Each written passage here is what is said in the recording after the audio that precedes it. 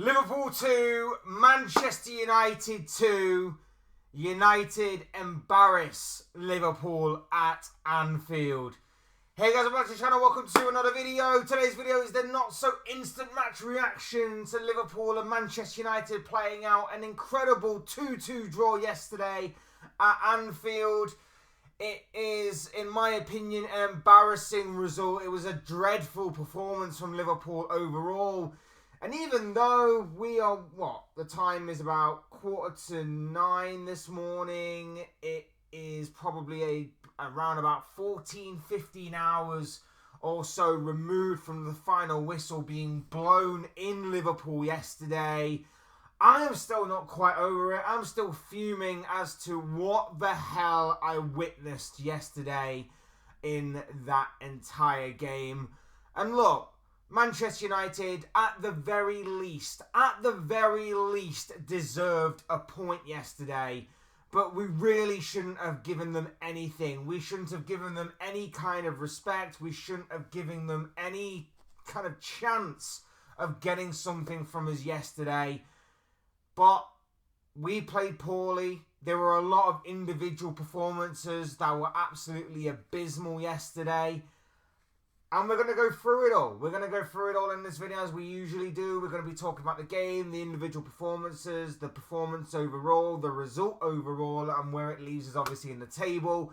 But before we get into all of that, I would like to remind you all to please like the video and also subscribe if you are new. Both things are always and forever greatly appreciated. And also get involved in the comment section. I'm sure you have a lot of interesting thoughts, comments, opinions, predictions, feelings, whatever you want to call it, about the game, about the performance, about the result, anything and everything to do with that. I'm sure will make for great and interesting reading. So please do use and abuse that comment section, people, and talk to me on all of this stuff. That would be great to hear from you all.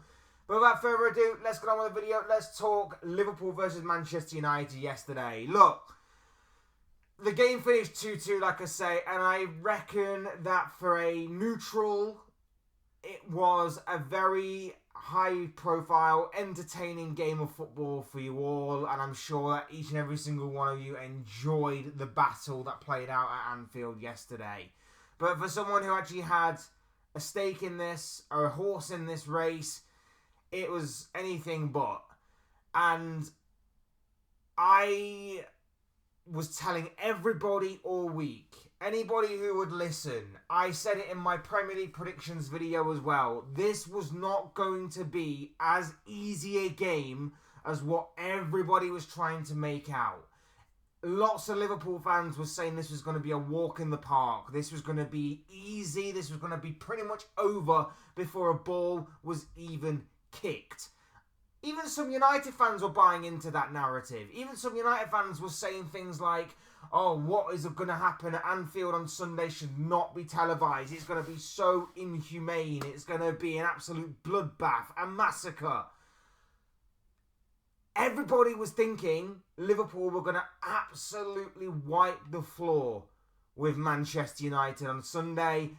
And I was one of few Liverpool fans who was saying, no. No. We can't go in with that mindset. We can't go in with that mentality that this game is already won, because these games are never as easy as it seems on paper.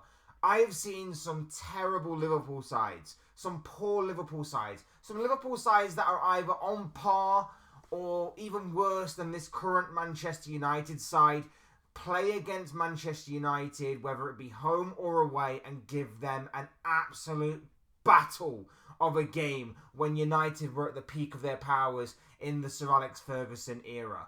I have seen that happen. So I know that these games are pretty much essentially derbies in which the cliches of form goes out the window, and you know, there's no easy game in the Premier League, and you know, a derby is a level playing field. I've seen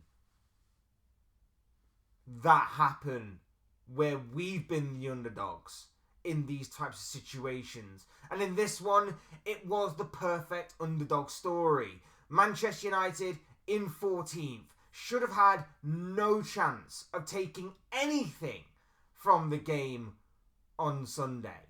Anything at all, let alone a point, let alone having the opportunity right at the end to win it. I think Joshua Zirkzee was offside, and obviously if it had been anybody else instead of Harry Maguire in front of goal, I think United probably would have won it. But like I said, I think Zirkzee was offside. But United had the better of the opportunities, the better of the chances. They were first to every ball. They were first to every second ball. It was like this United side had been reborn and resurrected over the course of the past week. And it's incredible what training sessions do, because from my understanding and from what a lot of United fans have told me, this is like the first real week in which Amorim, despite being in charge for the past month or two, has actually had on the training pitch with these players. And it's incredible what a week's worth of training could do. And they completely caught Liverpool off guard. And you know what? Fair play to them. Like I say, a point was the very least that Manchester United deserved on the day. The very least that Manchester United deserved, because they were brilliant.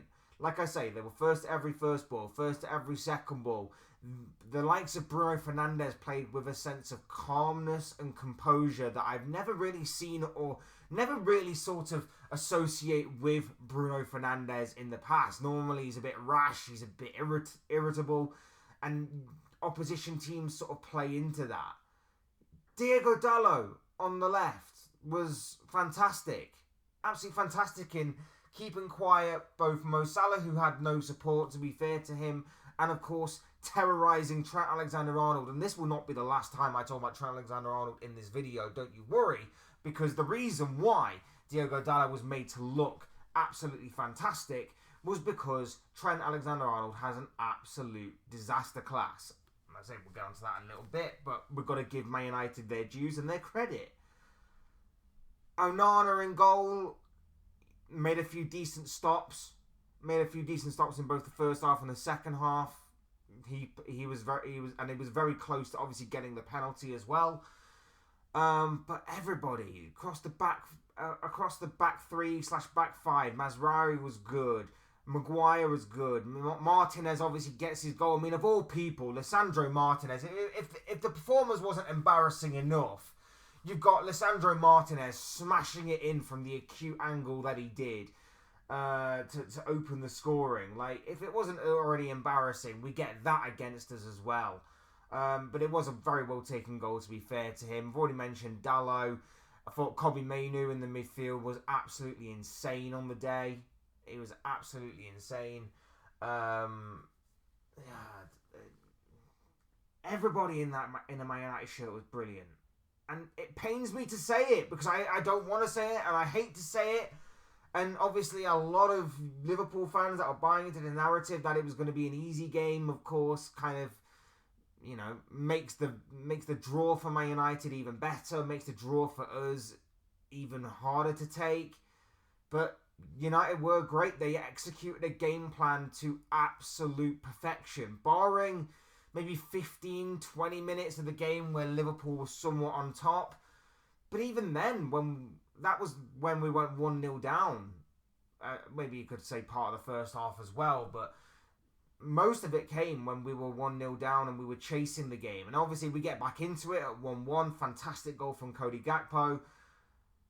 We again get the penalty, which is a harsh penalty, I will admit, but it is a penalty nonetheless. Those have been given, so by letter of the law, it is definitely a penalty. But I can understand why certain United fans will feel like they've been a bit hard done by there. 2-1 Liverpool, and then you're thinking, right, cruise control now. Control the game, see it out. But we never did. We never got control of the game. We never got control of this game in the slightest, and that's what brought Man United back into it. And like I say, there were a ton of individual performances that were absolutely abysmal. Andy Robertson was poor again. So poor. And for the second goal, just letting Ahmad run off him was just horrible to see. Was just absolutely horrible to see from a player that has obviously come under so much criticism already this season. To add something else to the collection of poor things he's done, he's done. He's done out here as far as what I'm concerned. Luis Diaz was showing the same Luis Diaz kind of level of performance that we've seen of him towards the end of last season. Now, I know he's been really good this season, but I need you to step it up in these games above all else. Against Man United, any Man United team, regardless of where they are in the table, I need you to step it up. Curtis Jones. Again, holding on to the ball for too long. And then when he did give it, 9 times out of 10, he gave it backwards. We missed Dominic Szoboszlai today. Yesterday, should I say. We missed Dominic Szoboszlai, but that's no excuse. One player is no excuse for not winning this game. And people will say, well, you drew it. It's not a bad result, right? It's not the worst result. Could have been a loss. That's the only small positive, tiny positive, microscopic positive that I can take from this game is the fact that we didn't lose it. And arguably we should have done because United had the better of the opportunities. Salah was not getting any support on that right-hand side. Gakpo scores a fantastic goal. I think Gakpo was in small doses very, very good. At least he tried to make some stuff happen on that left-hand side, and he was very close to opening the scoring in the first half as well. Gravenberch and McAllister were fine. Konate and Van Dijk especially was exceptional. I thought Konate did really well considering he's only just come back from injury. And of course, he was getting put through his paces because obviously he was having to cover for arguably one of the worst performances I've ever seen, not just from him especially, but in a Liverpool shirt in general, and not just even this season, but from Trent Alexander-Arnold. That was absolutely abysmal. And the fact that he got about, 86 to 90 minutes of play on that pitch, whilst Conor Bradley is sat on the bench, is something that I think I can criticise Slot for. We could all see he wasn't at the races. We could all see he wasn't focused on this game, and yet you continue to persist with him. I know Conor Bradley has only just come back from injury. But even on one leg, Conor Bradley would have done better than this Trent Alexander-Arnold performance. And I'm not trying to scapegoat here, but there is no way I can talk about this game and see a performance that was head and shoulders worse above the rest and not talk about it. Because the guy was absolutely stinking the place out. It was an absolute disgusting performance. And especially from the local boy, the Scouser, the guy who probably grew up in an era where Manchester United dominated, watching his beloved Liverpool struggle, be somewhat mediocre, and seeing United be on top. He should carry that fire and that extra fuel that goes along with it into these games to try and do everything possible, to want to win these games more than the regular games that you play. And I'm not trying to say, oh, well, you should turn up for this game and not anything else. I'm just saying there should be an extra level of fire in your belly when you're playing in these games. And Trent didn't have that today. Everything he tried, he failed at. All of his passing was off completely, underhit, overhit. Nothing was precise. Nothing was perfect. And attacking-wise, he was dreadful. And even defending-wise, which we have praised a lot this season, by the way. His defending has obviously gone up to a whole new level. For the most part, his defending this season has been something that we've been praising him for all season. But his defending yesterday was absolutely abysmal. It was absolutely embarrassing to watch yesterday. Absolutely embarrassing. And like I say, he made Diogo Dalot, a player who is a right-footed makeshift left-back, because he's not even he's not a left-back, he's not a left wing-back, he's more of a right-back / right wing-back. He made Diogo Dalot look like a competent left wing back. And you want to know the worst part as well? Diogo Dalot, from midway through the first half, can't remember what minute it was exactly, but in the first half, Diogo Dalot got yellow carded for holding back and wrestling with Mohamed Salah. And we did nothing about that. We had that one moment against him, and we did absolutely nothing to support Salah. We did absolutely nothing to move the ball over to that side on a more regular basis, to maybe try and entice Dalot into committing yet another foul. We did absolutely nothing. And instead, we basically rolled over for Diogo Dalot to put in a competent left-back performance. It is absolutely atrocious. It's absolutely abysmal. And I will say, Trent, if your head is in Madrid because you didn't seem focused yesterday, your head seems somewhere else. So I'm going to assume with all of this stuff about Madrid and everything going on this week that your head is over there in Spain. Go. Just go. If you're not committed to the club, then just go. We have a right back on the bench yesterday who I can tell is 100% committed, 100% wants to prove to himself and the rest of his teammates and the manager that he belongs here, and wants to prove to the fans that he can fight for the badge. Yesterday, you didn't. And you should know more than ever. And you're the vice captain as well. You're meant to carry a certain level of performance. And you didn't yesterday. And people say, well, maybe it's just one performance. No, this has been going on for a while. This has been happening over the course of December. And we kind of got away with it a little bit because there would always be something from Trent that would always masquerade a performance. And I've said that a few times. Like, he'll make a couple of defensive challenges, or he'll do like a couple of decent passes or a Hollywood pass, or he will score like he did against West Ham, and it will masquerade for as a good performance when really it was somewhat mediocre to below average. I know he's just returned from injury, but for me, until this Real Madrid situation sorts itself out, Conor Bradley needs to start. And I made a video earlier last week about this Trent Alexander-Arnold situation, and I basically said that it would be foolish of Liverpool to get rid of him considering where we are in the season, and it would be foolish for Trent to leave as well considering where Liverpool are, where he is, and what the prospect of this potentially history-making season could bring.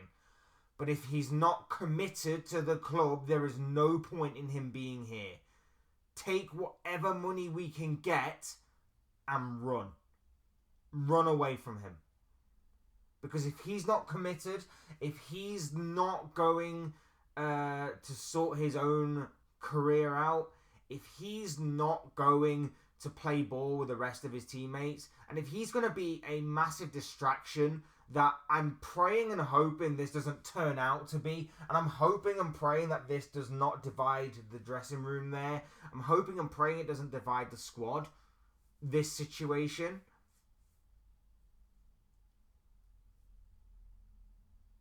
then just go. Because if it is going to, and it's going to disrupt what could be a phenomenal season for Liverpool, I'm just hoping that this isn't the beginning of the end. This isn't the beginning of the downfall. This isn't the beginning of whatever it may be. Because, like I say, we should have won yesterday. I predicted a 2-0 win, but I said it wasn't going to be as easy as what people are making out. And I was right. It wasn't as easy as what people were making out. But I'm just hoping that the Trent situation isn't going to be a massive distraction that divides the entire team. And like I say, I'll say it again. Fair play to Manchester United. Fair play for bringing the fight yesterday. It shows you that this Ruben Amorim system can work. He just needs the players to obviously do it. It shows you what a week on the training pitch can obviously do. They brought the fight yesterday. They now need to carry that fight over with them onto other games and to other opponents. And maybe, just maybe, something could still be salvaged from this season. Or at least they can show the fans that they were heading in a positive direction under this new manager, with these players that he's currently got, that he's going to have to make use of until, of course, he can bring in his own players. The winter transfer window doesn't exactly sound like United are going to get anywhere during this time period, but of course the summer will obviously bring new opportunities and potentially new players, and obviously players leaving, players departing. You'll have to see whatever comes out with that from a United perspective. But from a Liverpool perspective, this was a dreadful performance, back to front, front to back, barring about 3 or 4 exceptions. A stinker of a result, stinker of some individual performances. 2 points dropped. Arsenal fans are extremely happy about this, as you would expect. But with both Arsenal and Chelsea dropping points yesterday, the prospect and potential of going 8 points clear at the top of the table now vanishing, I'm still unhappy, I'm still annoyed, I'm still very frustrated about what I saw yesterday. But we move. We're still 6 points clear at the top of the table. We're still going strong-ish. And yeah, we shouldn't let this result distract us. We shouldn't let the Trent Alexander-Arnold situation distract us. We just need to move on. We've got Carabao Cup action. We've got FA Cup action coming up as well this week. Back against Nottingham Forest, who I know Forest are flying high, but I'm not necessarily too worried about our away performances. It's been, weirdly enough, it's been our home performances that have obviously kind of affected us a little bit this season from stretching our lead over. So I'm not too fussed about away from home, especially. I know that obviously Forest have been amazing this season, so it's going to be an extremely tough game either way. But yeah, I'm just hoping we haven't gone too early and now we're kind of paying the price for it. Anyway, Liverpool 2, Man United 2 is how it finished. Ruben Amorim's side, in my opinion, embarrass Arne Slot's men, because really, Liverpool should have won, but didn't. And that's just the way it sometimes goes.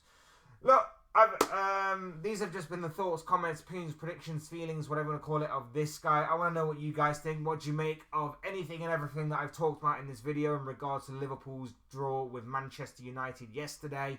I'd love to know what you guys have to say, so drop your thoughts, comments, opinions, predictions, feelings, whatever you want to call it. That'll make for great and interesting reading, I'm sure, down below in that comment section. I'm sure it'll make for great and interesting reading from you all. Otherwise, hit the like button on the way up if you enjoyed the video, subscribe if you are new or want to see more content like this. Both things are always and forever be greatly appreciated. Thank you all so much for watching and listening. Thank you all so much for your either brand new or continued support to the channel. It means a great deal to me. So if you are brand new, welcome along. Glad to have you with us, and if you are continuing your support, thank you. All of that stuff is greatly appreciated from you all. So like I say, you guys are awesome. Can't say it will ever be taken for granted, but will always be greatly appreciated. So thank you all so much for all of that. I've been Fletch. This has been another Fletch Talks video / not so instant match reaction. And I will see you all again soon in another video or live stream or whatever it may be. Cheers guys, thanks everyone for watching. Take care, enjoy the rest of your day. Speak to you again very, very soon.